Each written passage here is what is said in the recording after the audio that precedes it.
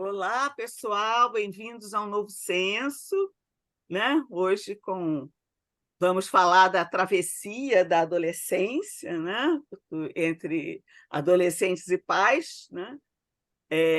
Com duas autoras do excelente livro lançado recentemente, né? Que na verdade é o segundo volume, né? Pais não nascem prontos, tá? Então, a autora Mônica Doneto, Márcia Dias, fizeram assim a grande gentileza, né, de estar aqui com a gente e trazer suas reflexões para esse tema tão importante, tão atual, né? Não esquecendo que estamos em setembro, né? O mês, né, da reflexão sobre suicídio, né? E a gente sabe como o suicídio entre adolescentes está crescendo, né? Está tão Então, eu vou atual. apresentar um pouco aqui, então, a Márcia, tá?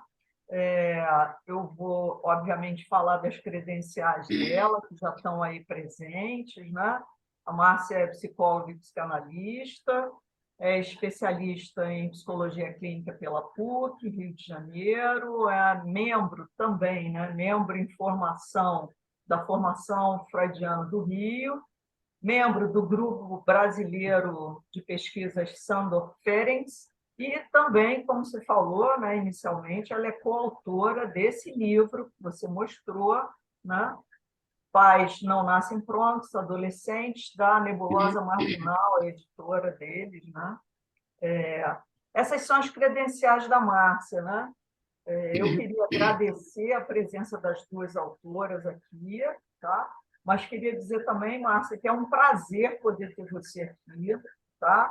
Na verdade, é muito bom quando a gente traz para mais perto da gente pessoas que a gente viu crescer junto. Né? Nós estivemos juntos na formação da Márcia, tanto eu quanto a Márcia Merchiori, a gente esteve junto com ela, e é muito bom ter a presença e ver todo esse desenvolvimento, toda a evolução desses que foram nossos alunos também. Né? Então, eu queria te agradecer, queria te pedir para você ficar à vontade aqui para conversar um pouco com a gente sobre esse tema, né?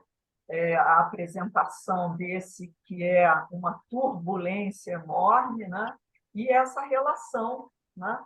Que, como a gente colocou, né, como título, né, uma questão, na verdade, de tensão. Né? Então, na verdade, adolescente e seus filhos, aliás, perdão, adolescentes e seus pais, uma tensa travessia. Márcia, por favor, então você vai ter aproximadamente aí uns 30 minutos para falar em torno disso, para depois a gente também escutar a Mônica do Deus. Por favor, é todo seu. Um bom dia a todos, né? É, a gente fica até um pouco emocionada aqui com a apresentação da Terezinha, né? São duas pessoas muito queridas para mim, que fazem parte realmente da minha formação como profissional e pessoa também, né? É uma imensa alegria mesmo estar aqui, né? Eu agradeço o convite da Terezinha, da Márcia, né? Para falar sobre o meu artigo no Pais Não Nascem Prontos Adolescentes, né? A Mônica Doneto, né, que vai falar daqui a pouco para vocês, ela me convidou para fazer parte desse projeto, né? Um livro que é interdisciplinar sobre a adolescência. E eu fui atravessada por esses discursos desses pais que me procuram muito angustiados com seus filhos, né, adolescentes, com as suas mudanças físicas, comportamentais, psíquicas, né? Surgiu a ideia de validar esse sofrimento desses pais, né, a partir desse outro. É, Surgiu a ideia de validar o sofrimento desses pais, dos seus conflitos e do trabalho psíquico, né, que se faz necessário para esses pais, a partir desse outro que surge e que não é mais aquela criança que estava lá. Né? Surgiu assim, pensando nisso, é que surge o título, né, do meu artigo, né, sobre viver a adolescência e sobreviver à adolescência. Né? todos, né, pais e filhos, né, eles têm que viver a adolescência e eles têm que sobreviver a essa adolescência, tanto pais quanto filhos, né? E no livro eu vou falando um pouco sobre essas tensões entre esses pais e esses filhos adolescentes, né? A adolescência é um período muito importante na constituição subjetiva. E por mais que os jovens precisem se separar dessas figuras parentais, encontrar o seu próprio desejo, é fundamental a presença desses pais, né? Em outras palavras, né, os pais eles não devem se separar dos seus filhos antes que eles se separem por si próprios. Isso acontece, né? A gente recebe nos nossos consultórios, né? Esses pais que estão tão desesperados, né, com isso que eles têm que lidar naquele momento, que alguns realmente desistem, e isso às vezes é devastador, né, para esses adolescentes. E não é uma tarefa fácil ter uma presença que, ao mesmo tempo, abra espaço para a criação de si, né, e que estabeleça limites, assim como ter uma presença que ampara, mas que não invade, né? É preciso, né, que os pais se afastem, mas, ao mesmo tempo, é necessário esse suporte dessas figuras parentais para que eles possam, assim, fazer as suas próprias escolhas, né? Então, essa presença dos pais vai ampliar essa possibilidade da criação de si do adolescente e vai permitir essa percepção de que ele possui pernas, né, para caminhar na vida. Mas, ao mesmo tempo, ele permanece ali com algo sólido, né? Algo que vai firmar esse solo, né? Para ele, desse caminhar, essencialmente através do diálogo, através do afeto, através do cuidado, né? Esse interjogo, né, entre segurança e liberdade vai acabar se refletindo nas relações que o adolescente vai estabelecendo com o mundo e com ele mesmo. O adolescente ele precisa saber, né, que ele é amado, porque caso ele não saiba que ele é amado, ele pode se aprisionar numa demanda de amor, né, que vai impossibilitar esse florescer desse desejo próprio, né? Muitas vezes, o que acontece é que, quando esse adolescente ele não se sente amado, ele vai caminhando numa direção daquilo que esperam dele, né? E não daquilo que ele realmente quer para si próprio, né? Ele não consegue seguir um rumo de novas descobertas para si mesmo. Se ele não se sente amado, né, pode haver uma depreciação de si mesmo, né? Uma impossibilidade de lutar por aquilo que ele realmente quer, né? Ele fica aprisionado nesse desejo do outro, né? Numa tentativa de se sentir amado por esse outro, né? Dito de uma outra forma, né? Ele caminha em direção do que esperam dele para ser amado, por ele não se sentir amável o suficiente, né? O adolescente, né, nesse caminho, né, ele pode caminhar até para uma depressão, né? Então, os adolescentes eles vão destituindo, né, os pais, né, desse lugar de super-heróis, né, de que são aqueles que conseguem salvá-los de qualquer desamparo, de qualquer dor, né? E eles começam a apontar para esses pais, né, os furos, né, as falhas desses pais, né? Mas, apesar disso, eles têm essa necessidade de saber que eles estão lá para suportar, né, para dar esse suporte para eles, né? Mas os pais, por sua vez, também têm que lidar com essa queda, né, desse lugar que eles ocupavam para esses filhos. Eles deixam de ser heróis. A adolescência ela vai quebrando esse prolongamento do narcisismo desses pais na medida em que há justamente essa separação, né? O que é desejo de pai e o que é desejo de filho, né? E a constituição do seu próprio desejo. E isso, muitas vezes, vai gerar uma tensão familiar, né? Os pais precisam sobreviver a esse enfraquecimento a que eles são submetidos pelos seus filhos e investir amorosamente, né? Essa separação ela vai acontecer com mais ou com menos rebeldia, né? Mas é uma rebeldia que é necessária para que essa separação aconteça, né? É preciso que o reconhecimento de que os nossos filhos não são mais aqueles que a gente idealizou antes mesmo deles nascerem, né? Porque Isso acontece, né, já ali quando está na barriga da mãe, né? O bebê que chega não é aquele bebê, né, não é a bailarina, não é o jogador de futebol, não é aquele bebê que dorme a noite inteira, não é aquele bebê tranquilo, né? É um bebê que chega chorando, que não deixa dormir, que morde o peito, que faz cocô, né? Então, todo bebê, de alguma forma, ele precisa ser adotado. Será que, novamente, não é necessário adotar esse filho, né, quando ele chega na adolescência, né? Porque talvez esse adolescente também não seja aquele adolescente, né, que está sendo ali esperado. Então, se os filhos têm que realizar o luto pela perda desse corpo infantil, né, e por esses pais da infância, as figuras parentais têm que realizar um luto também, né? É o luto para aquela criança que não está mais lá, né? Aquela criança fofinha, aquela criança que olha para eles e acha que eles são o máximo, né? É aquela criança que obedece, né? Aquela criança que ama assim de uma forma incondicional, né?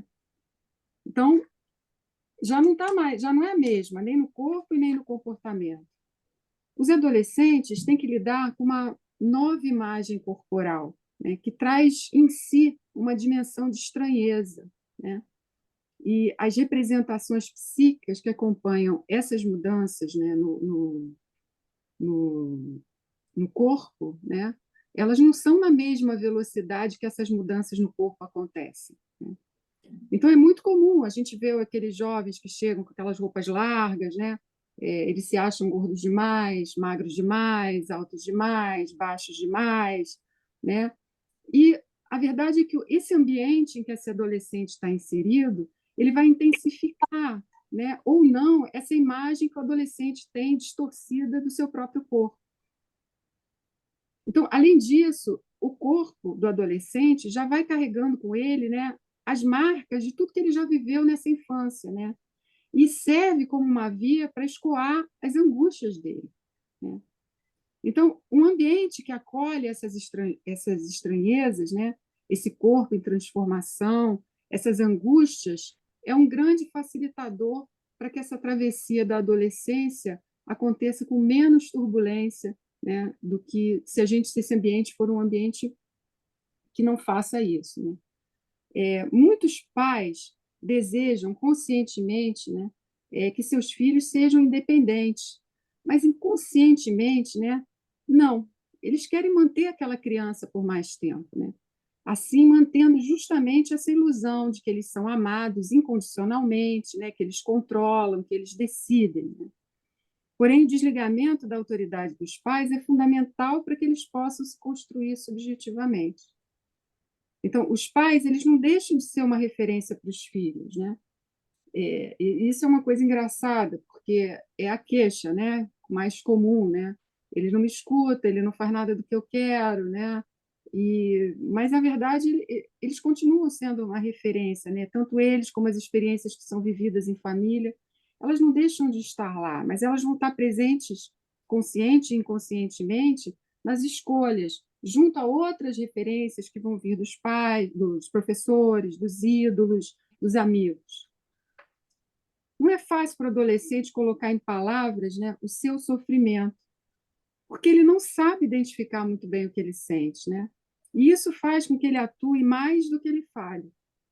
Adolescentes se defendem de tudo que vem do adulto, numa certa névoa, né, uma atmosfera de amor próprio assim exagerado, né? Eles vão se defendendo de tudo que os pais demandam, dizem ou esperam dele.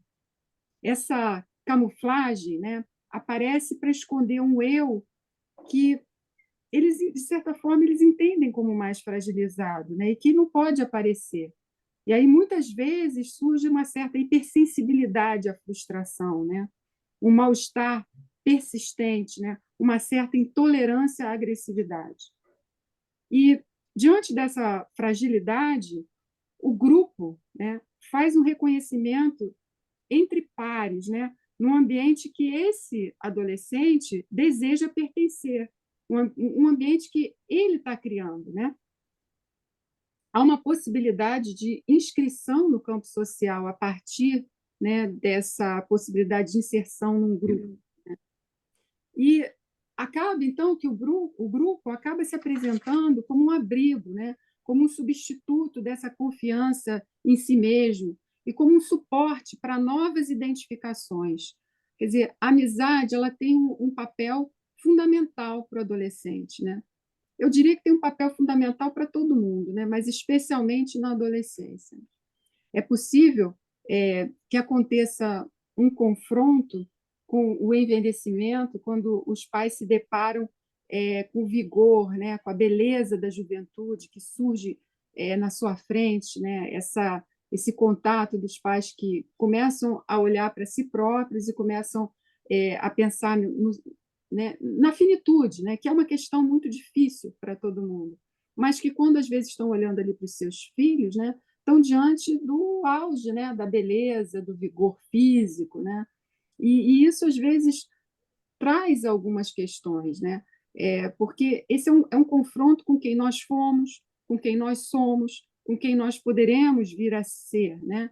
E a intensidade de como isso afeta esses pais também pode trazer questões para o adolescente, né? O processo de adolescer é muitas vezes patologizado, né? A gente vive um excesso de medicalização nesse momento que a gente está vivendo, muito grande, né? E a adolescência acaba sendo vista como algo patológico logo de cara, né? Há pouco tempo eu recebi uma mãe no consultório me pedindo uma indicação, né, para levar o filho no psiquiatra, para já marcar um atendimento. E nesse momento, né, mas o que está acontecendo? Né? E as questões que ela coloca ali são questões totalmente próprias a esse momento de vida daquele sujeito que está ali se formando. Né? E, e foi muito legal, especialmente, né, com essa paciente, que a gente pôde trabalhar essas questões, que ela começou a perceber que tinha muito mais questões dela em relação a como ela via o processo da adolescência, né? E ela começou a poder fazer um trabalho, né, até de lembrar da sua própria adolescência, que foi muito interessante, né? Porque ela começa a dizer, não, mas eu não me lembro como é que é a minha adolescência, né? E no decorrer das sessões, né, tem um momento em que ela mesma começa a perceber, né? Bom, mas afinal de contas, né, era difícil para mim a beça, né? E aí ela vai fazendo essas conexões, ela vai começando a perceber que tem algo ali, né, que precisa ser escutado, né, que precisa ser acolhido, e ao mesmo tempo ela começa a entender que esses limites, né, que precisam ser colocados, né, não precisam ser tão rígidos, né, não precisam ser, podem ser combinados entre eles, né, que ela pode responsabilizar ele e que de alguma forma esse adolescente ele também precisa ser permitido a ele que ele possa errar, que ele possa fracassar, né, e que ele não precisa ser tão cobrado. E é muito interessante, né, você ver essa evolução, né, e essa mudança no olhar desse pai que consegue colocar em análise, né, a sua própria angústia diante daquilo que está acontecendo, né, e a partir daí esse adolescente começa também a ter mudanças na possibilidade de relação com essa mãe e começa a poder falar um pouco mais sobre aquilo que lhe incomoda, pode começar a se colocar mais e a própria angústia dessa mãe começa a diminuir e em nenhum momento se volta a falar em procurar um psiquiatra ou procurar um tratamento para esse adolescente. Então, achei interessante poder trocar um pouco com vocês sobre isso, né? Porque eu acho que exemplifica um pouquinho isso, né? E, enfim, agressividade, isolamento, contradições são características, né, desse momento de vida que podem variar de intensidade e ocasionalmente se tornar patológico, mas no geral fazem parte do que se espera nessa travessia da adolescência. Obviamente, alguns casos precisam realmente de ajuda, né?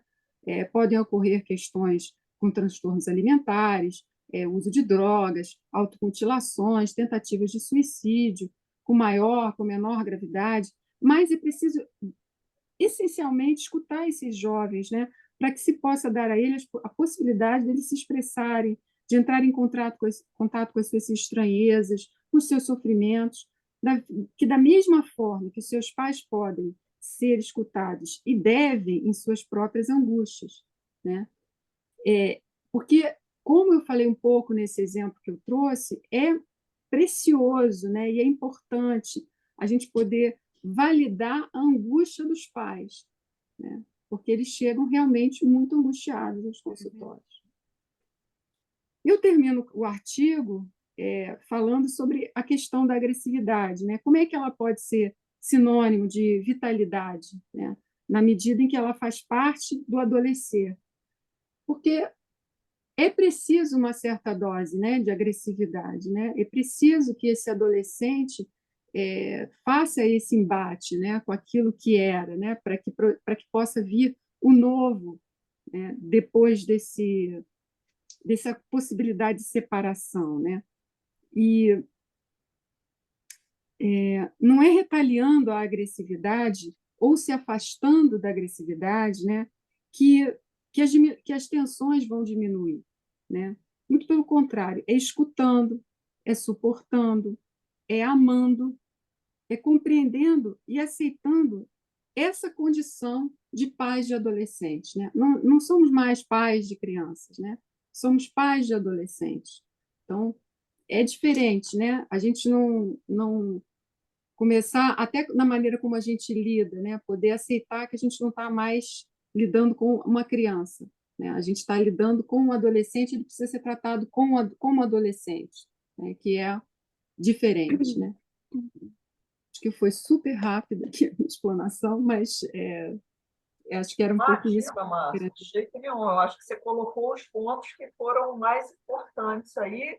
E, na verdade, a gente está aqui mesmo para trazer algumas coisas para que depois a gente tenha condição de discutir. Eu acho que você trouxe vários pontos aí importantes que a gente vai poder retornar a eles, né? Inclusive, a própria apresentação, a ilustração, né, com um aspecto do caso, eu acho que trouxe um dado bem importante para a gente trabalhar depois. Obrigada. Eu que agradeço. Márcia? Obrigada, Márcia, foi ótimo. Obrigada. Agora eu vou apresentar, né, a Mônica Doneto, que é a nossa segunda palestrante, que é organizadora do livro, né, Pais Não Nascem Prontos, sobre adolescência. Então, Mônica Doneto é psicanalista, né, membro titular e coordenadora da Clínica da Formação Freudiana, no Rio de Janeiro, membro diretivo da Clínica Aprendere, né, graduada em Pedagogia pela Universidade Santa Úrsula do Rio. Coordenadora também da formação em Psicopedagogia no Instituto Nebulosa Marginal. Tá? Pós-graduada em Psicopedagogia no CEPERJ e pelo Espaço Pedagógico de Buenos Aires. E pós-graduada em Teoria Psicanalítica e Prática Clínica Institucional pela Veiga de Almeida. E, antes deste livro, foi autora de Em Nome dos Pais, né, da Mãe e do Filho. Né? Não é isso? Isso. Reflexões sobre a relação entre adultos e crianças, e aí, de uma forma mais geral, né, lançado em 2010. Neste livro, coautora também do livro Mães, né, de 2021, e coordenadora editorial e coautora deste livro, né, Pais Não Nascem Prontos, Construindo Caminhos. Estou mostrando muito novo, Márcia. Isso, ótimo.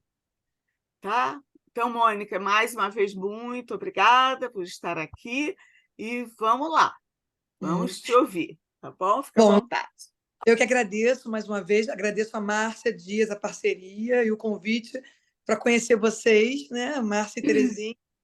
É um prazer imenso poder estar aqui dividindo e compartilhando mais um lugar, né, Márcia? Uhum, Compartilhamos alguns lugares, né? Formação freudiana, o nosso livro, isso. esse encontro aqui do Censo. E a minha fala, né, assim, ela, ao mesmo tempo que ela inclui o que a Márcia Dias traz, né, porque, de uma certa forma, ela fala de um modelo de adolescentes e de famílias que ainda existem, né, ainda está aí, a gente ainda encontra, mas eu venho aqui trazer um pouco para a gente discutir um outro modelo de família que vem, né, se apresentando nas nossas clínicas, enfim, na nossa sociedade de modo geral, mas nós que estamos na clínica, né, nos havemos com essas questões, enfim, dos desdobramentos que esse novo modelo de família, né, o modo como ele se apresenta, e é isso que eu queria trazer um pouco para a gente poder depois discutir, né, que são as famílias onde não existe mais os conflitos geracionais. Então, eu gostaria de trazer para a discussão os aspectos que encontramos hoje nas novas gerações, que nos levam a lidar com um novo sujeito adolescente. Se tínhamos uma versão teórica que nos respaldava a respeito dessa travessia desses jovens dos seus pais adultos, sim, né? Porque para falarmos de um adolescente, a gente precisa entender que ele está remetido a um adulto. E hoje, esse jovem que atravessa essa fase, ele está diante de um outro tipo de adulto, que se nega. E ele tem recursos para isso, é o que nós vamos ver aqui ao longo da minha apresentação. E retarda ao máximo o lidar com esses conflitos geracionais.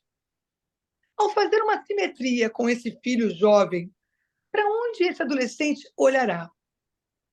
Para onde? De onde será a marca da diferença, né? Para que ele possa produzir recursos para esse tal de crescimento. No entanto, independente das diferenças desse adolescente, né, se constituir, considerando essas novas formas de subjetivação, eu vejo que tem algo que continua a ser a expressão dessa fase, né, que coincide com as fases anteriores. Trata-se de um novo corpo que pede a constituição de uma mente que o acompanhe e que dele se aproprie, dando andamento ao seu desenvolvimento psicossocial. A mente da infância já não consegue acompanhar as rápidas mudanças corporais que se impõem de uma forma ou de outra. Então, mesmo nesse modelo que a Marta traz, assim como também no modelo que eu estou propondo aqui para a gente pensar. O que eu quero dizer com isso é que se antes tínhamos o desmentido, isso é, né, a negação das pulsões que se apresentam diante da experiência do adolescer, hoje, muito antes das transformações corporais que o impulsionam para a sexualidade genital, esse jovem já está sendo estimulado para estar atento, criando expectativas conscientes e ou, né, inconscientes para viver essas experiências. Não teríamos aqui a hipótese, né, para esse crescente diagnóstico de TDAH, né, que aparece nos últimos anos? O que esse jovem não quer saber que o corpo hipercinético, né, vai denunciando? Essa é uma das minhas questões, é uma questão que eu venho pensando há muito tempo, né? Quer dizer, o quanto a falta de atenção, a desatenção, assim como esse corpo hiperativo, é um modo desse adolescente falar da sua dor de existir e dos excessos que são a ele apresentados. Charles Milman, um dos principais seguidores, né, de Lacan e Freud, escolhido por Lacan para a direção da Escola Freudiana de Paris, ao falar da adolescência e da dor que é viver a adolescência, ele nos ensina, né, falando que a adolescência é o indivíduo que atingiu uma maturidade biológica e orgânica, mas que essa maturidade não é reconhecida como tal pela família e pela sociedade. Ele justifica que as maiores questões da adolescência acontecem porque o adolescente é introduzido à sexualidade. E isso não tem relação com uma decisão familiar. Então, por mais que a família negue, que a família não queira, ou que a família se questione, né, na medida que esse adolescente cresce e se torna, né, esse corpo, né, divino e maravilhoso que coloca o seu em questão, isso não passa pela família, de um modo ou de outro. Desse modo aí que a Márcia Dias traz, tradicional, que a gente vem acompanhando nas últimas experiências ao longo, né, das últimas décadas, e nem desse outro que a gente vai encontrar por aqui. Então, essa questão da introdução à sexualidade está ligada, né, à questão da maturidade biológica. Né? Então, é por onde a gente se apoia enquanto psicanalista. Né? O corpo psíquico se apoia nesse corpo biológico. E a sociedade, né, de uma certa forma, ela não quer saber disso. Ela queria calar esse adolescente. No entanto, nós vemos também acontecendo uma inversão dessa experiência, na medida que as crianças são incitadas pelos adultos a se comportarem como adolescentes no modo de vestir, dançar, se relacionar. Fala aqui dos namoros infantis. Tomar decisões sem mesmo ter um corpo psíquico que comporte toda essa experiência. A grande questão da adolescência estaria aí. O adolescente procura um lugar, mas não acha lugar nenhum. E aí se sente sozinho. Vive um certo abandono, independente dos modelos. Não há nenhum saber que responda à sua questão que na base diz respeito à sexualidade. Porque se a grande questão do adolescente do século passado era o que fazer com o seu desejo sexual pelo qual era tomado, e eu estou falando aqui das nossas gerações, das gerações dos nossos filhos adultos, né?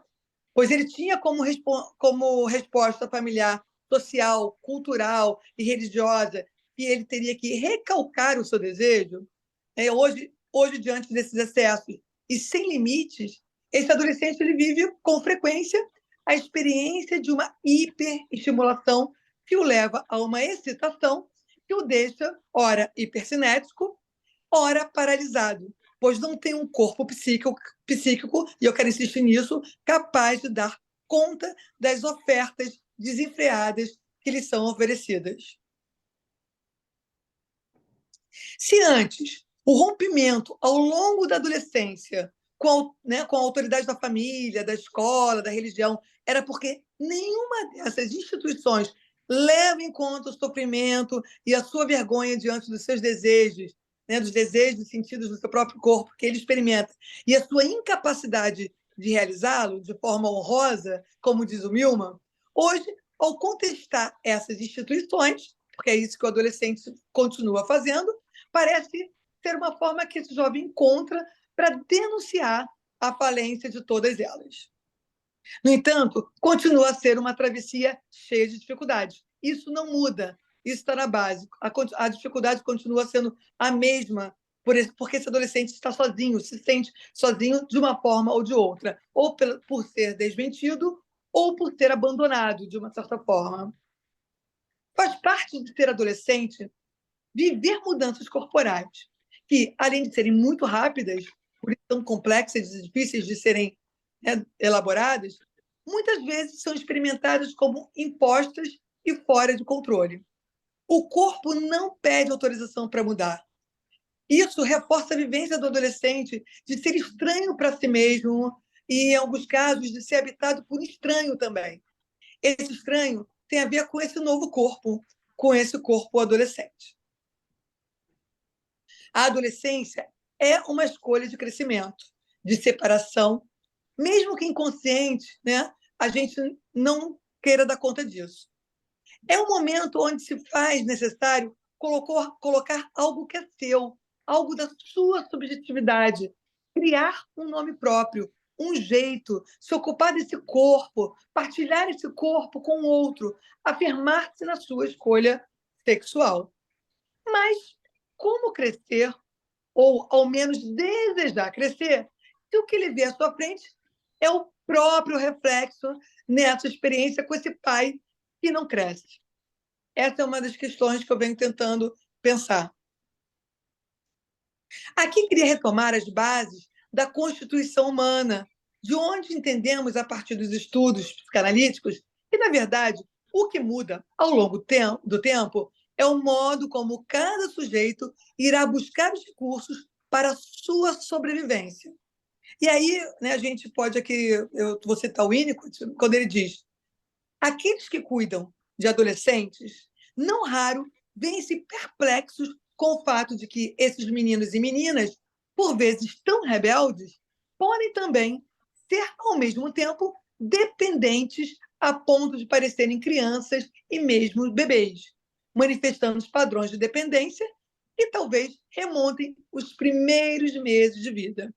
Você fala do Winnicott. Mas onde aquela mãe que foi capaz de se identificar com o seu bebê e, desse lugar, entender as suas necessidades, tornando-se assim capaz de maternar e se tornar uma mãe suficientemente boa, né, de forma da segurança, acolhimento e amparo a esse bebê? Onde está essa mãe? Onde está essa mãe nesse momento, né?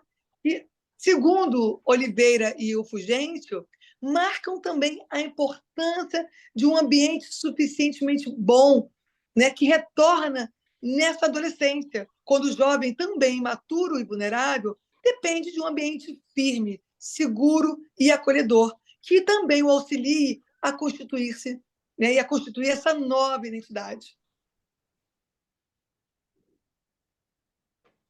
Muitas vezes, a invasão de um outro é tão grande, tão devastadora, que esse adolescente tem, né, cada vez mais, e a gente já falou disso aqui, né, a saída desse adolescente é pela angústia. E aí ele passa o acting out, faz a passagem ao ato, né? Nesse momento, quando recebemos muitos adolescentes adoecidos na nossa clínica, é perceptível como eles estão com seu simbólico capenga, né? Um simbólico que não dá conta, uma dificuldade de se dizer, de se narrar, né? De se contar. Isso se dá pois, diante de um adulto que não se posiciona no lugar de adulto, não tem muito o que dizer, deixando esses jovens sem um repertório capaz de lhe dar essa sustentação. Freud, em 27, no Mal-Estar, ele nos ensina que a adolescência é a queda dos pais. Quando se descobre que ele, o pai, não sabe tudo, que ele se equivoca, e que tudo isso é interessante quando há espaço para ser falado. E é difícil porque é um momento de passagem para os filhos e para os pais. Então é difícil para todo mundo. E é uma aposta, né? E por isso tem tantos riscos. Mas quem quer correr esses riscos hoje em dia? Diante de todos os recursos que nos colocam, né, diante de uma onipotência sem fim, que nos faz viver a ilusão de imortalidade. Então, será que ainda é assim? Será que, de fato, né, o que se apresenta hoje é esse adolescente que, de fato, né, tem esse pai para destituir? Será que ele consegue olhar para alguém que está numa posição, né, onde não há, que há uma assimetria para que ele possa fazer esse movimento? É uma questão. Os pais não estão se permitindo sair da posição de super-heróis que toda criança que tem uma relação saudável com seus pais os colocam. Ao contrário, o que eu percebo é que esses pais passam a acreditar de fato que os são. Acreditam que são esses super-heróis e se mantêm nessa posição. A adolescência fazia todo mundo se interrogar, todo mundo se questionar as faltas, questionar o que já estava ali posto. Mas para quem se interrogar se muito do que assistimos hoje é o adulto comportando-se como um adolescente, esperando do filho uma responsabilidade que não condiz com a sua posição? É uma travessia oceânica, um processo profundo. Enquanto caminhamos entre o infantil e o mundo adulto, vamos tendo que lidar com as perdas, com os lutos, com as castrações. Olha como é que é complexo. Os pais precisariam lidar com o seu envelhecimento, com a sua sexualidade, e, ao mesmo tempo teria que lidar com esse lugar, né, de lidar com esses filhos que estão crescendo. Né? Então, ao mesmo tempo, como adultos e no lugar de pais, precisariam sustentar, junto aos adolescentes, esses conflitos, lidar com todas as questões que emergem nos mais variados campos. Eles precisariam dar conta, né? Dar um amparo, dar sustentação, fazer o contorno e, ao mesmo tempo, dar um espaço para que esse adolescente pudesse construir e se constituir como algo próprio. Este era o conflito a ser elaborado a partir da constatação das diferenças geracionais que nos remetiam à ideia de envelhecer, morrer, tudo ali no fundo, no pano de fundo, o declínio sexual. Nas últimas décadas, com a chegada, nas últimas décadas, chega à clínica adolescentes adoecidos em função desses conflitos geracionais. O adoecimento do jovem estava sempre remetido aos conflitos familiares não bem metabolizados. E entendíamos que estava relacionado a esse ato que se abria de uma hora para outra entre pais e filhos. Ao escutar os pais desses jovens, a dificuldade estava em suportar os cortes, as evitações, as rupturas transicionais que trazem à tona questões relacionadas à sexualidade, potência, envelhecimento e morte. E aí, resumindo, o que nós assistimos lá atrás, né, no início das nossas clínicas, eram jovens assujeitados ou desamparados. Consequências psíquicas, né, que isso traziam, sem um lugar possível para criações que apontavam para a saúde. E aí criavam-se situações que apontavam para a paralisação ou as experiências limites. É claro que esses casos continuam presentes nas nossas clínicas. No entanto, o que estamos assistindo é que algo muda nas novas famílias e no modo como cada um desses pais pensam. São as novas formas de subjetivação experienciados a partir dos avanços nas áreas da medicina, a partir da farmacologia, dos hormônios, dos procedimentos estéticos, do culto ao corpo. Tudo isso tem criado uma ilusão a respeito da juventude e da imortalidade. Trouxe aqui um recorte de um artigo do livro Gênero, Corpo e Ativismo, de Galindo e Vilela Moura, que ilustra o que eu estou falando agora, sobre essa questão, né, da medicina, enfim, da farmacologia. Ele fala o seguinte, olha que interessante como é que, né, fala, coincide um pouco com isso que a gente vem questionando, né, na clínica. Né? Nesse sentido, os hormônios não estão envolvidos apenas na trama relativa aos processos de saúde e adoecimento, mas no imperativo de felicidade e realização pessoal, que articula padrões de aparência, de afetos, de feminilidade, masculinidade. Os hormônios atuam como dispositivo de governo de si, atrelado às mudanças que são imprevisíveis, tendo efeitos variados de acordo com a rede em que se estabelece. A Maria Rita Kell, ela vai falar o seguinte, né? Ela vai chamar isso de teenagização da cultura. Né? Teen, de adolescente, né? Então, assim, estamos todos nos tornando adolescentes. É claro que não há nenhum problema quanto à possibilidade de viver melhor, né? Com mais qualidade de vida, mais bonito, mais feliz. No entanto, também já assistimos os efeitos dessa ilusão de imortalidade e da intenção de se manter viril e com a vitalidade de um jovem. O que eu quero trazer aqui para a discussão é quais são e serão as consequências nessa. Mônica, por favor, seu microfone fechou.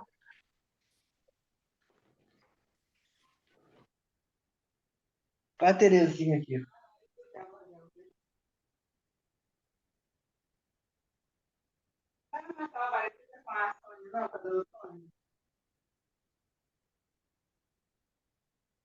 Não sei. Ah, não.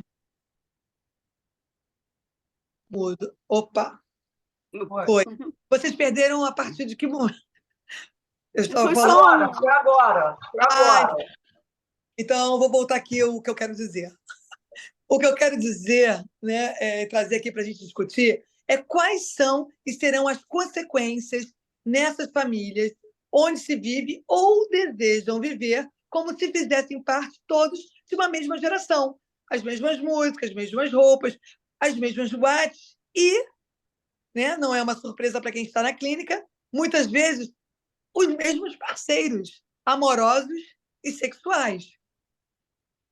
Quando escuto pais queixando-se dos filhos que não saem de casa, não querem ir embora de casa, que querem permanecer por lá por mais tempo, já não teríamos aqui uma consequência dessa postergação a respeito do envelhecer? Se o pai ou a mãe, frente a esse adolescente, reflete o desejo de estar no seu lugar, né, do lugar desse adolescente, por que o adolescente desejaria alcançar a adultez com todas as ditas responsabilidades da vida? O pai não quer, o pai está ali, né? Está todo mundo igual, está todo mundo ali compartilhando as mesmas questões. Então, como é que esse adolescente olha para esse futuro? Como é que ele olha para esse projeto? Com quem ele vai se identificar para poder querer sair dali, né? E alcançar esse mundo adulto? Nesse ponto, penso ser pertinente falarmos de adolescência, no plural, pois cada adolescente vive a uma experiência subjetiva e a uma história particular. Com a psicanálise, podemos pensar a adolescência a partir do conceito de puberdade, né? Das mudanças fisiológicas, hormonais, que acontecem no corpo dessa criança. A adolescência é uma resposta a essas transformações da puberdade, ou seja, a possibilidade ou não do adolescente Vou botar isso aqui para mim, para não machucar. Cuidado. e viver. Vocês percebem que hoje conseguimos ainda localizar onde essa adolescência começa, mas o modo como esse jovem atravessa esse percurso e onde ela acaba, já não sabemos mais. Entendemos que somos uma geração marcada por um novo ideal, que, de fato, não é tornar-se adulto para fazer as próprias escolhas e correr os riscos que isso implica, mas sim permanecer jovem e não envelhecer jamais. Sem essa dissimetria, como podem os pais oferecerem referências aos filhos para a travessia do mundo infantil ao mundo adulto? Por onde anda o conflito de gerações, que para nós que estudamos o desenvolvimento humano é uma marca, é uma diferença necessária para esse adolescente e para esse adulto. É um conflito que oferece contenção, pois diante das diferenças, esse adolescente se sente respaldado por esse adulto, que mesmo quando ele contesta, como disse a Márcia, né? Mesmo quando ele discorda, permanece ali, oferecendo um contorno, uma sustentação. O Winnicott nos ensina que, vou citar aqui o Winnicott, a confrontação é própria da contenção que não é retaliatória nem vingativa, mas possui sua própria força. No entanto, como pensar em conflito sem encontros? Como pensar em conflitos sem dissimetria? Como pensar em conflitos sem que limites sejam impostos? Como falar em conflitos se não há diálogo? O que ajudaria os pais a balizar e a entender um pouco mais por onde anda esse pensamento desse jovem, as ideias, os seus ideais, né? Seria a conversa, seria o diálogo, que hoje não são frequentes nas famílias. Há uma supervalorização do que é atual, efêmero e descartável. A falta de diálogo na família dificulta o processo dos pais conhecerem e reconhecerem o que os filhos pensam, as suas influências, os seus valores. Na clínica, tenho pensado que os pais dos adolescentes não estão preocupados com isso. No entanto, as sessões de família podem favorecer, através das nossas marcações, das marcações dos analistas, a uma reorganização do modo como estão estruturados. Kel, ela também ela nos aponta que a diferença dos lugares geracionais é a única ancoragem possível da autoridade parental na contemporaneidade. Então, eu penso que seria ali, né, o papel nosso, enquanto psicanalista, poder oferecer um espaço para que haja esse diálogo e haja a possibilidade, né, de que esses lugares possam, de alguma forma, ser marcados. Mas eu acho que eu estou sendo vivendo um pouco o mundo de Alice, mas precisamos insistir nesse processo. Assistimos uma recusa desses pais em educar seus filhos. A dizer, por exemplo, eu não permito que você faça isso. Você não pode agir dessa maneira, porque isso traz consequências. O pai não fala isso. Aqui assistimos um estado de abandono, e não se trata de um abandono amoroso, pois acompanhamos pais muito afetuosos, muito afetuosos, muito afetivos, mas que, ao deixar os seus filhos sozinhos nas tomadas de decisões, os deixam também ancorados nas suas onipotências. Então, não se trata de falta de amor, né? E sim de falta de responsabilidade. Os jovens passam a se responsabilizar por situações onde deveria ser função do adulto que os acompanham. Precisamos, em prol de uma revisão a favor da saúde psíquica desses jovens, denunciar essas famílias que colocam na conta do tempo de trabalho, porque o meu filho é filho de pais separados, porque não consegue ter muito tempo, e no final de semana é uma correria. Né? Então, a gente precisa denunciar esses pais, né? Que as questões que estão implícitas no modo desse adoecimento dos jovens é porque houve esse abandono acontece, e porque não é porque acontece, né, esses formatos de família, né, que hoje não tem tanto tempo para estar com seus filhos, mas é porque os pais não bancam a diferença que deveria existir entre eles e os seus filhos. E aí, eu coloquei aqui, né, um caso de um adolescente, né, que ele traz isso, e eu trouxe esse recorte porque ele fala assim, Mônica, eu fico meio apavorado, porque é o seguinte, eu saio de casa, eu pego o Uber, meu pai e minha mãe não se preocupam muito se eu cheguei, se eu não cheguei. Você quer saber? Eu já cansei de dormir na casa dos meus amigos, né, e os meus pais não perguntam nada. Quando eu vou falar com eles, né, no dia seguinte, onde eu estou, que eu ligo, eles falam, eu já imaginava isso. Né? E aí, com esse recorte, fica muito claro o quanto esses pais eles vivem a mesma onipotência desses jovens, né? Porque é isso que o jovem pensa muitas vezes, meu pai sabe, meu pai imagina, né? Meu pai... E esse pai faz a mesma coisa. Eu já imaginava isso. Se tivesse acontecido alguma coisa, eu saberia, né? Então, ele entra nesse mesmo modo operante do ser adolescente. Ou melhor, ele não sai desse lugar. Algumas situações familiares vivenciadas pelo adolescente, aliadas às problemáticas próprias da adolescência, seriam um solo fértil para o excesso de sofrimento. Esse excesso teria, então, uma exacerbação do sofrimento adolescente, ultrapassando o sofrimento inerente e esperado nessa fase do desenvolvimento, e que poderiam se manifestar, segundo Manoni, de diferentes formas, como pelo uso exagerado da autoridade ou pela ausência total desta, pelas recomendações incessantes ou pelo silêncio. Alguns autores me parecem iludidos ao chamar os novos modelos de famílias democráticas. Eu sigo tentada a pensar, né, e a entender melhor essas famílias que me parecem estar, na verdade, desinteressadas. Se não há valores ou tradição, é porque os pais estão abrindo mão de mantê-los nos seus núcleos familiares. Até porque, como nos ensinam Winnicott, para vivermos em uma democracia, será preciso muitas conquistas. Muitas conquistas no campo da saúde psíquica individual.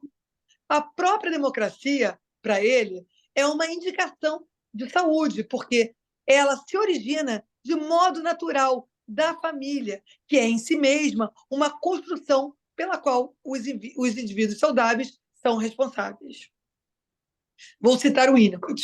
Olha que interessante, vejam como se não é disso que se trata toda essa discussão. O Winnicott vai falar o seguinte: nas comunidades em que há uma proporção suficientemente elevada de indivíduos maduros, existe um estado de coisas que proporciona a base para o que chamamos de democracia. Se a proporção de indivíduos maduros se encontra abaixo de um certo número, a democracia não poderá se tornar um fato político, na medida em que os assuntos da comunidade receberão a influência dos seus membros menos maduros. Aqueles que, por identificação com a comunidade, perdem a sua individualidade, ou aqueles que jamais alcançaram mais do que a atitude do indivíduo dependente da sociedade. Há uma supervalorização do que é atual, efêmero e descartável. Dessa forma, não há espaço para amadurecer. Não é lógico pensar que, se há diálogo nas famílias, não é lógico pensar que, se há diálogo nas famílias, facilitaria o processo dos pais conhecerem e reconhecerem o que os seus filhos pensam, as suas influências, os seus valores. Mas, em nome dos novos tempos, da liberdade de pensamento e de ações, e pela ausência de simetria, vemos os adolescentes vivendo uma tal liberdade que podemos nomear de desamparo. E os resultados a gente vem assistindo nas clínicas, nas nossas clínicas. O interessante é que essas famílias, quando chegam aos consultórios, seja por conta das suas próprias experiências vividas com adolescentes em casa, ou seja por conta do comportamento de serem o comportamento desses jovens, né, apresentados na escola, essa família acusa esses adolescentes de serem tiranos. Se assustam porque se sentem reféns. No entanto, na função de psicanalistas, sabemos que são os recursos desses jovens sem bússola, né, denunciar que não há dispositivos sociais suficientes para que eles possam se mostrar, né, acompanhados nessa mesma travessia. Uso aqui a palavra travessia, inspirada no censo, claro, porque colocou essa palavra que me provocou o tempo todo a pensar sobre essa questão, né? Mas inspirada também, né, na imagem de uma ponte que une a dimensão, né, do infantil ao início de vida adulta. Aquela travessia, né, a travessia dessa ponte que é o real, né, que nela se apresenta como nos ensina Guimarães Rosa, né, quando ele fala, né, o real não está na saída e nem na chegada, ele se dispõe para a gente, no meio da travessia. A palavra travessia também me remete ao que o Freud fala lá nos 3 ensaios, né, quando ele vai falar da adolescência, que a adolescência é um túnel que é cavado dos 2 lados, né? Tem algo muito obscuro, é uma travessia difícil, porque traz um passado, né, e um futuro. Um tempo em que muitas coisas são convocadas, né, e o adolescente está sendo convocado a responder a tudo isso, sem ter um repertório prévio. São muitas as operações em jogo, e esse adolescente tem pouco recurso simbólico. Sem as referências simbólicas das instâncias sociais para essa travessia, esse jovem vive o desamparo que o leva à angústia. E é dessa angústia se trata quando recebemos esse adolescente no consultório. E não é porque temos um ideal de caminho, tampouco um caminho ideal, mas a possibilidade de acompanhá-los numa direção, no limite e no real. Lendo uma entrevista de Carlos de Villaró a respeito da sua casa, né, a Casa Pueblo, lá do Uruguai, e a relação da casa com a música, né, A Casa, de Vinícius de Moraes, porque foi escrita, né, por conta da casa, né, do Villaró, eu pensei que talvez essa seja uma boa analogia para a gente pensar um pouco essa questão que eu estou falando da clínica, né, e remetida aos tempos atuais, com relação aos nossos estudos, de uma certa forma, né? Na entrevista, o Carlos Villaró ele fala o seguinte: se um pássaro com um bico constrói a sua própria casa, por que não me animar a fazer a minha casa com as minhas próprias mãos? Tá certo que ele levou 30 anos construindo essa casa. E eu fiquei pensando, né, no nosso tempo, né, com esse jovem, né, com esse tempo de análise, essa temporalidade de um processo. Mas está aí, né? Eu acho que a gente pode ser um pouco esse caminho para que esse jovem possa fazer a travessia e que se faltou instrumentos para que ele possa se manter, né, numa base, eu penso que ele pode, né, a partir das suas experiências iniciais de vida, com esses pais da infância, daquilo que ele traz marcado no seu próprio corpo, ele mesmo construir com as suas próprias mãos a sua própria história. Será que já tivemos outros momentos da história onde a adolescência provocasse tanto temor e fascínio ao mesmo tempo? Transgressões sociais, uso abusivo de drogas, automutilação, suicídio, alto índice de violência, nos convocam a um pensar mais atento para o entorno desse adolescente. Daí a importância do trabalho psicanalítico durante a adolescência, quando surgem sofrimentos e adoecimentos psíquicos. Estes podem ser decorrentes do descompasso corpo-mente e da própria crise adolescente. Essa crise inclui abandonar a infância, o corpo infantil e a relação infantil da relação desse infantil com os seus pais. O medo de crescer e se lançar no mundo e a angústia de não saber no que irá se tornar. O adolescente se pergunta como é que vai lidar com a sua potência, como vai assumi-la, se vai negá-la, se vai explodi-la ou se conseguirá transformá-la. É isso que eu queria trazer um pouco para a gente discutir aqui nesse tempo.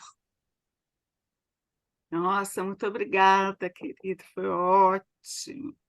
Vários rabiscos para a gente pensar, né? Então, assim, muito obrigada. Gente, abertos às suas perguntas, porque é através da conversa que a gente pode, né, refletir melhor de forma compartilhada.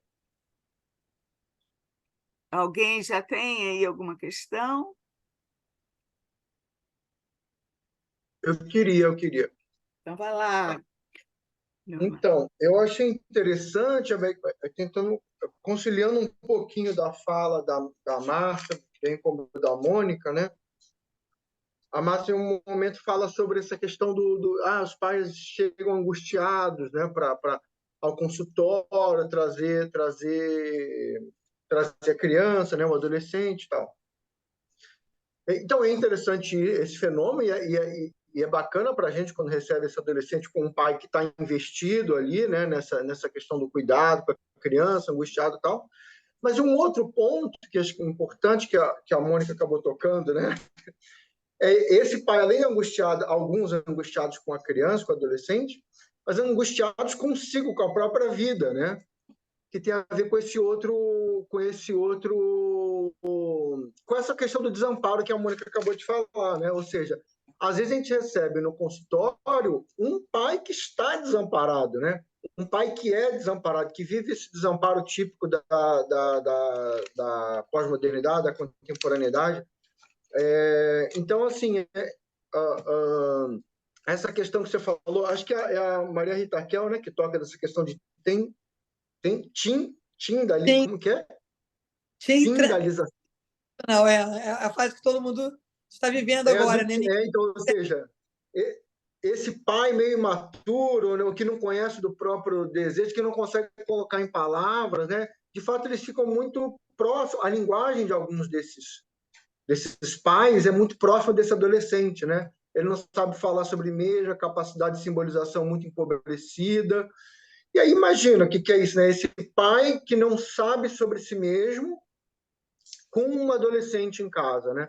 E de fato eu também percebo isso, essa inversão, né? Ou seja, pais carentes, né?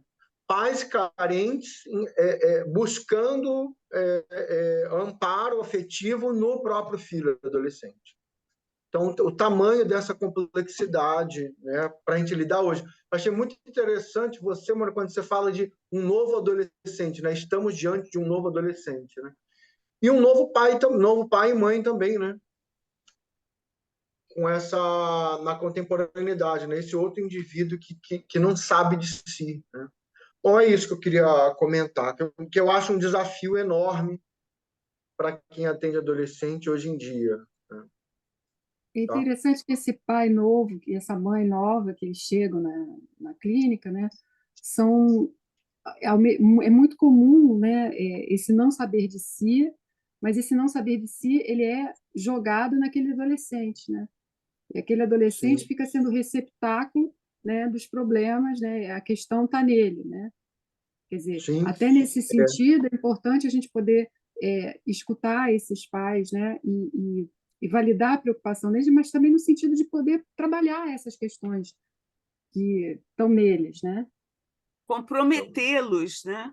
Que a- é, Responsabilizar, né, é, pegando o gancho da Mônica, né, poder fazer também essa, até para que esses adolescentes também possam se uhum, responsabilizar e também possam saber falar também. de si.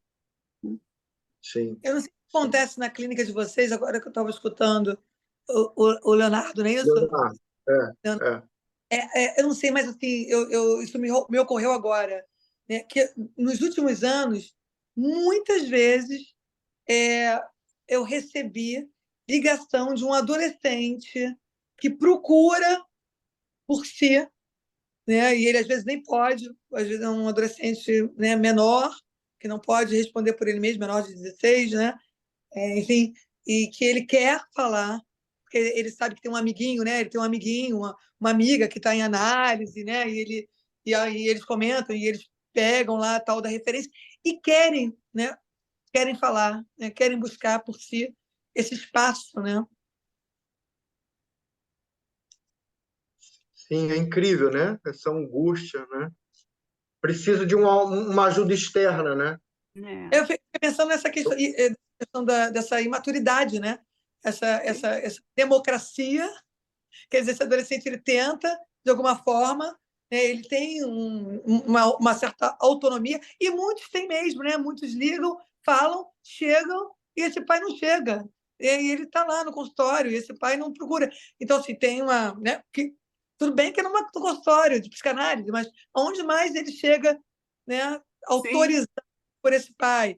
E, assim, é isso, né? Tem uma democracia diante né, de uma impossibilidade de se manter nessa posição, porque, né, na base, né, não há uma maturidade suficiente capaz de estabelecer, né, essa dissimetria importante, né, onde esse adolescente vai ter essa segurança e esse conforto. Né? E eu fiquei pensando, né, o quanto. Né? Esqueci o que eu fiquei pensando. Falando, daqui a pouco volta. Então, No, enquanto eles ficam sozinhos nisso, né? Eles recebem uma autorresponsabilidade que eles não têm como, né? lembrei. Isso também é um excesso, né? Isso É, acaba por ser visto também como um excesso, né? Uma quantidade de coisas que ele precisa, que ele vai se pronunciar ou vai realizar, e que, na verdade, ele não tem a menor condição, não tem parâmetros para sim, isso, né? Não tem uma envergadura, né? Eu fiquei pensando Não. aqui nos adolescentes que estão em análise, e isso também é muito legal da gente observar, né? Difícil de se trabalhar, pelo menos considerando aí, né, a família como um todo, é que esse adolescente, ao estar em análise, né, e se permitir viver a experiência, eles vão, de alguma forma, né, construindo a casa com as suas próprias mãos, em algum momento se tornam, né, pessoas maduras a ponto de estabelecerem com seus pais, né, uma inversão, né, assim, de trazer preocupação, né? Pô, você não sabe o que minha mãe está fazendo. Olha o que a minha mãe está dizendo, que meu pai, olha, olha isso, que meu pai e minha mãe, né, eu escutando a conversa deles e assim, né, olha isso, eu tive que intervir. Então, fica aí de novo, né? Algo sim. marcado por essa fruta que amadurece fora do tempo, como nos ensinou também Ferenczi, mas tem também aí a gente aponta também para uma possibilidade desse adolescente construir, no mínimo, um alicerce para questionar aqueles Uhum. pais, né, ainda que seja na sua própria construção, né, psíquica, mesmo que eles não consigam fazer muitos movimentos na relação real com esses pais. E o que isso pode trazer em termos psíquicos, né? Dependendo das experiências prévias, né? De sentimentos de abandono, de culpa, né? De se responsabilizar pelos pais, né? De ver os pais como crianças e desamparados, né? Sem saber o que fazer. E ele próprio tem uma paciente, ela é jovem, mas não é mais adolescente, e que era, a partir de 11 anos, era ela que levava a mãe hipocondríaca, né, aos médicos. Né? Isso era uma responsabilidade dela. E como que isso fez mal a ela? Né? Como que isso fez mal? Em termos de culpa, de raiva. Crianças que acompanham... A Mônica, desculpa, Léo, Leonardo, a Mônica tinha falado, né, qual é a intensidade, né, do impacto que pode ter, né, sobre o adolescente, dessas dificuldades parentais, né, em relação a isso. Né? Eu acho que o que a gente está falando, o que você está comentando, é exatamente isso, né? Qual vai ser o impacto e como esse adolescente vai conseguir lidar com as dificuldades desse pai, né? Como é que ele vai conseguir lidar com isso? Será que ele vai dar conta ou será que ele vai se sentir culpado, né? Como é que será que ele vai lidar em relação a isso, né? Com essas situações? Né? Alguns deles têm que lidar... Fala, alguns deles têm que lidar com o desamparo, a fragilidade, a vulnerabilidade dos pais em relação ao término de um relacionamento. E acompanhar aquilo dia a dia, com um sofrimento explícito diante dele, né? Do namoro que acabou, do outro casamento que acabou, e aquela fragilidade extrema diante dele, todos os dias. Imagina isso. É quase a mãe deitar no colo mesmo, né? A mãe ou o pai deitar no colo do guri ou da mocinha ali. Como isso é angustiante, né? Léo, você está falando assim que por isso que é importante a família, né? A gente ter essa visão sistêmica, dinâmica das relações, porque assim, ficar de luto por causa de um casamento desfeito, né? Faz parte da experiência da vida também. O lance é quanto o pai ou a mãe, que estão tristes, em luto, transferem, né, essa responsabilidade, né, esse cuidado para o filho com ele. E não também... há uma conversa. Desculpa. Fala. Então, quando também se colocam, né, de novo, né, numa posição como não há um amadurecimento e uma dissimetria, esses pais têm cada vez mais colocado esse filho no lugar de friend, né? Assim, é o meu Exatamente. E aí compartilhando situações que não são para serem compartilhadas, né? É aquele mistério, é aquele lugar do quarto fechado, né, que precisa ser mantido ao longo de todas as relações entre pais e filhos, todas as fases das relações, e que não se tem mais. Né? Então, por isso que eu fico com a pergunta: quando esse adolescente vai querer se tornar um adulto? Né? Quando ele vai abrir essa porta? Se ele não tem essa referência, né? Se ele está ali muito misturado com aquilo tudo que ele vive. Né? Sim. Isso ou seja, mais do que essa coisa de relacionamento, isso que você estava falando de a best friends, né? De ficar compartilhando todos os amores ou desilusões amorosas, né? Como isso é angustiante, né? Não tem como acompanhar e ficar bem. Né, Leonardo, os pais costumam, né, querer ser amigo dos filhos, né, que é isso, que sejam os best friends, né, e, na verdade, compartilham, às vezes, intimidades, né? Intimidades com os filhos, né? E eu queria retomar aqui uma coisa que eu acho super importante, né, que vocês falam, que o adolescente vai procurar, né, um lugar, né, para ser acolhido, um lugar para se estabelecer, para poder crescer, mas ele não encontra, né? Ele não consegue achar esse lugar. E outro dia a gente estava estudando, até a Márcia estava nesse estudo também que eu estava, e eu ouvia de volta uma poesia da Ana Cristina César de 2 frases, né, que o título se chama Recuperação da Adolescência, o título da poesia. Ela só tem 2 frases, é sempre mais fácil ancorar um navio no espaço, né? Que, na verdade, é como se estivesse dizendo exatamente isso, a impossibilidade, né? Parece até a estabilidade, a necessidade de uma estabilidade para fazer isso, e o quanto nessas situações que a gente está comentando, é sempre mais fácil ancorar até um navio no espaço, né? Porque realmente a situação diante que a gente está comentando é, por demais, impossível praticamente, né? Muito delicado. Márcio, você levantou a mãozinha. Prazer te ver aqui, querido. Levantei. Tudo bom? Prazer ver vocês, escutar todo mundo.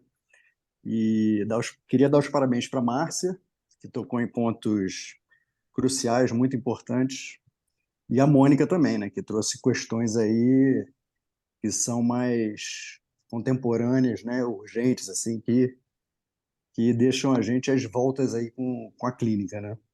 E por falar nisso, eu até estava ouvindo vocês falando, eu, outro dia, na clínica, escuto um paciente meu, 18 anos, falando que levou a mãe para o AA. Quer dizer, os filhos sendo as Tutores. pessoas que amparam os pais, né? Chegam ao ponto de levar eles para emergências, né? Então, assim, são questões realmente para a gente pensar, né? E que são, assim, tiram a gente de uma posição confortável para poder pensar melhor, né?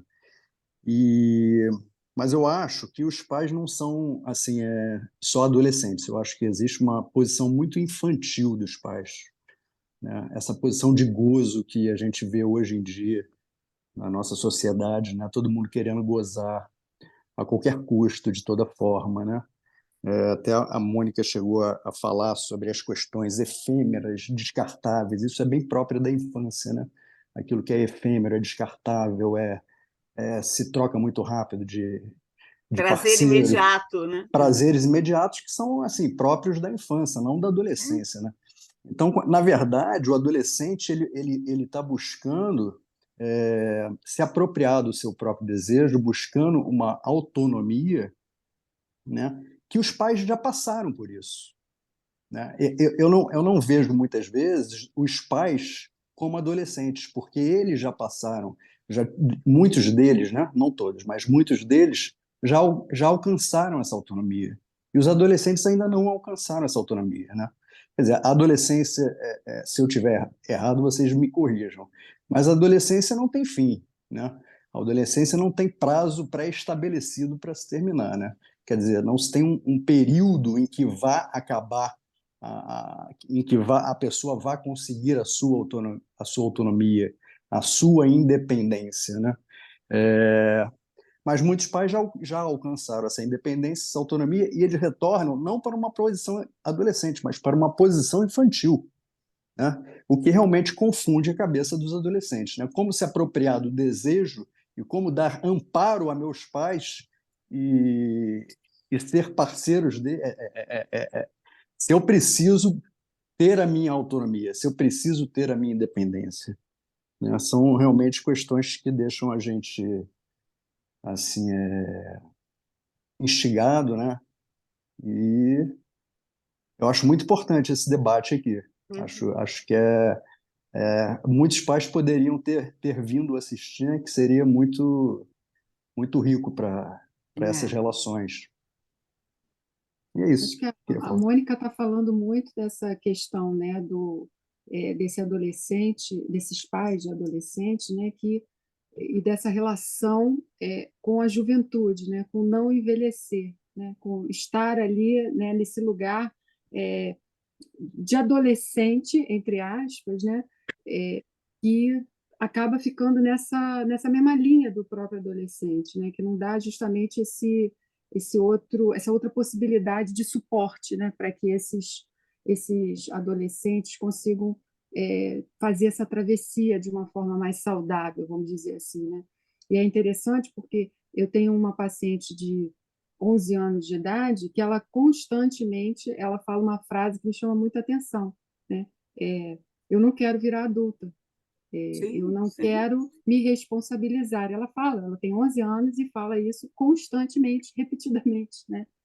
Então, o que que é isso e de onde vem isso, né? Agora, eu acho interessante a fala do Márcio, né? Porque, de certa forma, esse infantil, né? Ele também não acaba nunca, né? Todos nós estamos sempre apresentando esse infantil, né? É, Sim, isso ele está mesmo. sempre escapando da gente, Uhum. né? E eu acho que isso acaba, em determinados momentos, essa meio que uma certa regressão, né, a esse infantil Sim, em sim. algumas famílias, né, realmente trazem muitas questões importantes para esse adolescente. E aí reforça aquilo que a Mônica falou, né? Que é a necessidade de colocar a família em terapia, né? Resgatar as relações, a corresponsabilização de cada um. Fala lá, Helena Miller. Prazer. Prazer o meu. Muito obrigada, Mônica, Márcia. A discussão está muito rica, mas essa questão da infantilidade me tocou assim muito, porque eu fico muitas vezes me perguntando se nós não estaríamos numa época, numa fase do mundo em que é muito, muito complicado.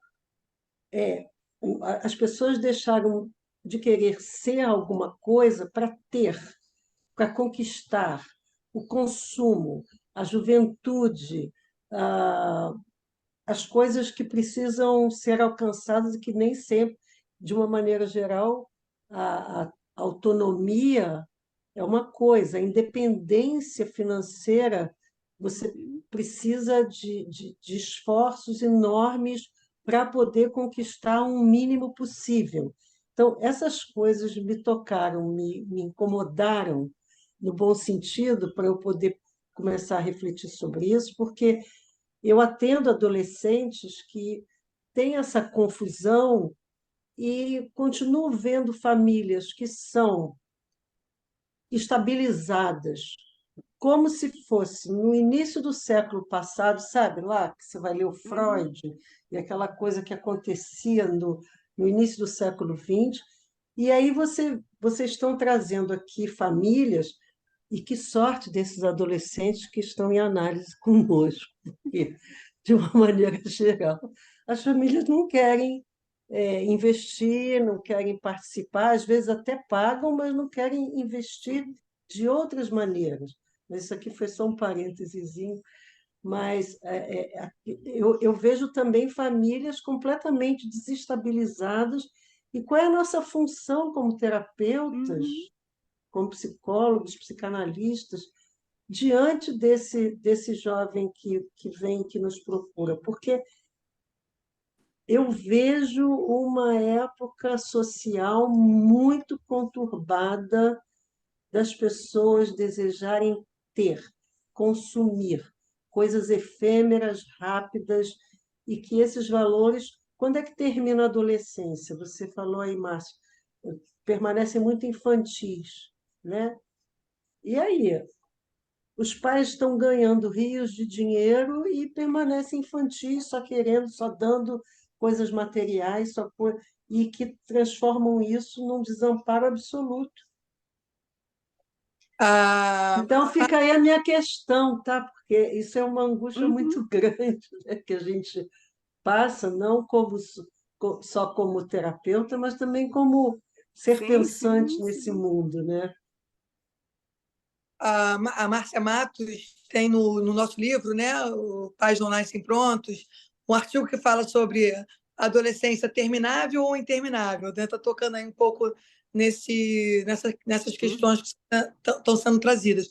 O que eu queria só marcar, porque eu acho importante, que, assim, como a Márcia e o Márcio, né, falaram, assim, a gente permanece com o nosso infantil, né, com o nosso ser adolescente, ele vai nos acompanhando, né, ao longo da nossa jornada. A gente não abandona, né, as nossas fases e muitas vezes a gente precisa lançar mão, né, e usá-las, inclusive, né, e a gente vai vivendo a partir, né, dessas reminiscências e dessas experiências. O que a gente não pode considerar é que há uma paralisação. Então, assim, a fase deve continuar. Então, a gente precisaria chegar na adultez, ainda que recorresse, né, em algumas fases da nossa vida, às fases anteriores. Porque a paralisação, seja em qual fase for, seja lá na infância, a gente recebe muitos pacientes, né, regredidos, e a regressão ela está ok, quando ela chega para análise, a gente vê lá o adulto que está, né, regredido na sua adolescência, no seu infantil, e é isso que nos ajuda a entender o que lá aconteceu para poder ajudá-lo nessa travessia. Se a gente encontra um jovem, né, um adulto, um pai paralisado nessa adolescência, aí essa cristalização aponta para um adoecimento, e um adoecimento importante, complexo, difícil e que traz essas marcas que a gente, né, que eu pelo menos tentei trazer aqui para a gente discutir, né, que é o que ele vai fazer, né, como é que ele vai, qual é a parcela dele e a participação dele nesse novo mundo, né? Vai, Márcio. Depois eu quero falar, quero deixar de falar uma coisinha. Fala, Márcio. Eu assisti um dia desses, quer dizer, já tem um tempinho já, o Luiz Felipe Pondé, que é filósofo, ele fez formação em psicanálise, né? Ele é um freudiano. E ele perguntaram a ele, se Freud tivesse vivo hoje, o que você acha que ele acharia da nossa sociedade? E ele falou, eu acho que Freud diria que nós somos histéricos e infantis. É isso só. Então, eu estou aqui o tempo todo querendo pegar essa questão tão atual também, que é uma outra camada dessa questão, né, de tudo que a gente está falando, que é a exigência de performance, né? Então, como que narcisicamente é passado para os adolescentes que ele tem que ser bom aluno, ou que ele tem que ser forte, ou que ele tem que ser um campeão de tênis, ou que ele tem que ser, né? E quando o filho não gosta de futebol, não gosta do tênis, não é tão bom aluno e tal, como que isso atinge o narcisismo dos pais e os preocupa, né? Porque há uma demanda cultural pela boa performance, pelo sucesso, né? Ora, o que é o sucesso? É o ganhar dinheiro? Né? É ser bem-sucedido numa empresa como executivo? Né? O que é esse sucesso? Né? E acaba criando aí uma impossibilidade desses adolescentes lidarem com as próprias frustrações, Sim, né? com as suas fragilidades. Né? Porque eles têm que ser aquele ideal que eles não alcançam, né? E fica aquela insuficiência eterna, né? E é alguma coisa que aparece demais, né? Assim. E se isso não está por trás também, lógico, sem reduzir a questão, as automutilações, né? Que eu vejo as tentativas de suicídio, é lógico que o suicídio, estamos falando sempre de uma problemática muito mais grave, né? Muito mais. Mas são gritos, são pedidos de ajuda, né? Tem esse sentido, tem alguma coisa aí que eu não estou conseguindo lidar, né? Que está sendo demais para mim. Não acham? Sim. Eu acho que tem muitas coisas envolvidas, porque a gente tá muito rico, realmente. Tem certas circunstâncias culturais também que me dá a impressão que nós, eu não sei, eu não posso falar pelo Brasil inteiro, mas eu posso dizer pela nossa parte aqui, que a gente, de alguma maneira, super protege né? Esse adolescente na hora dele ir se tornando um adulto. Porque você vê na cultura americana, na cultura europeia, Uhum. se as pessoas têm dinheiro para ir para a faculdade, com 18 anos elas saem de casa. Se elas não têm dinheiro para ir para a faculdade, com 18 anos elas saem de casa para ir trabalhar e viver a própria vida. E não tem essa coisa, vamos almoçar juntos e papai e mamãe pagam, ou mamãe paga, ou papai paga.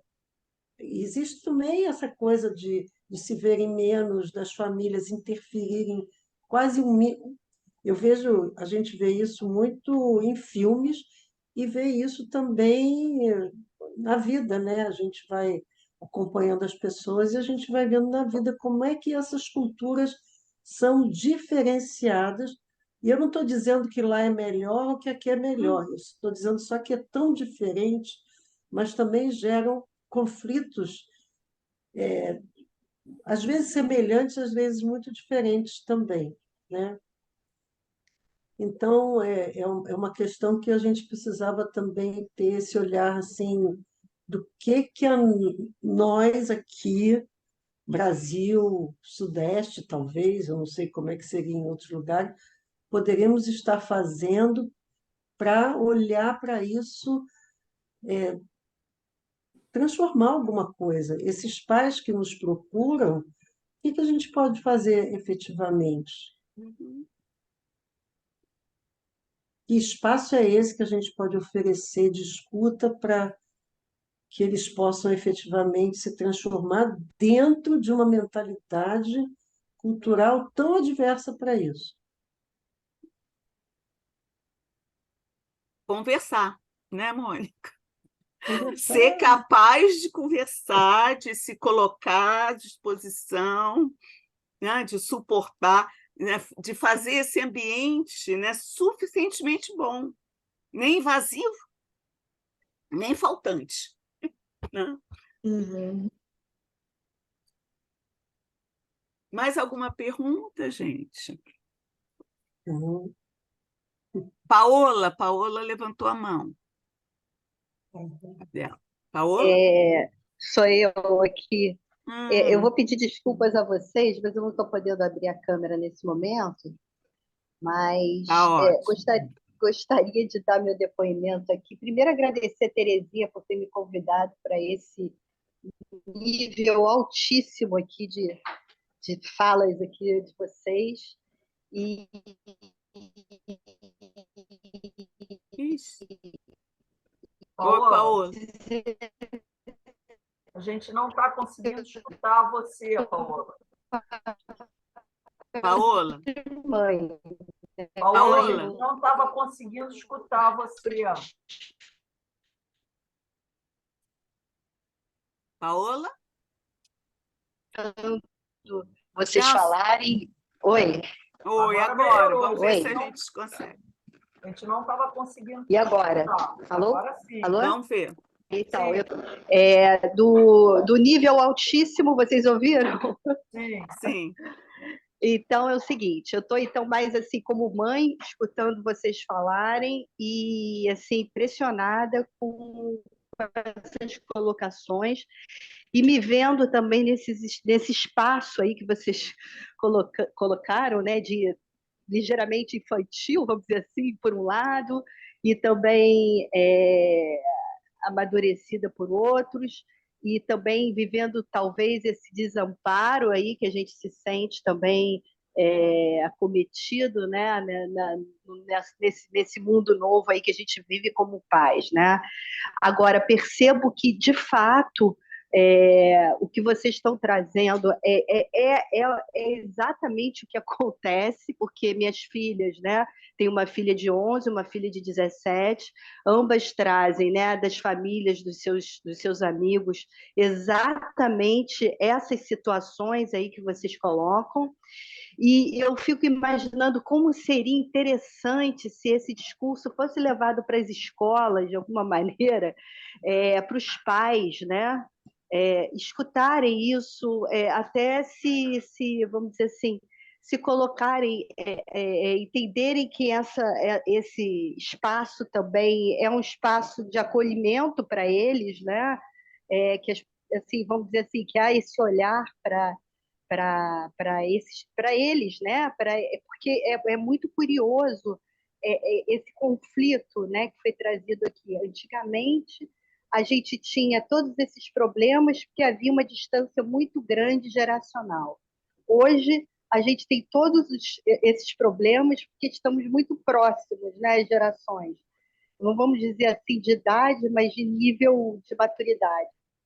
Então, eu fico pensando como seria interessante pais participarem dessa conversa que eu tive né, a honra de participar agora com vocês, como seria interessante. Mas também eu fico pensando que deve ocorrer por parte deles também esse desejo, né, de querer ouvir esse tipo de coisa, de querer né, ter acesso a esse discurso. Então, eu só gostaria de dar esse depoimento, agradecer muito, né, a vocês aí, a Mônica e a Márcia, e a todos aqui que estão contribuindo. E muito obrigada. É mais ou menos isso aí. Valeu. Sabe que eu queria só também te agradecer, Paula, pela sua fala, mas acho interessante que esse livro, né, o livro que a gente tanto menciona, né, vou eu mostrar outra vez. Deixa que eu mostro. Você mostra. Esse livro que a gente está falando, né, na verdade, eu acho assim, que a leitura dele é uma leitura que é de fácil leitura, né? E eu acho que essa colocação da Paola, Mônica, para você, para a Márcia também, né?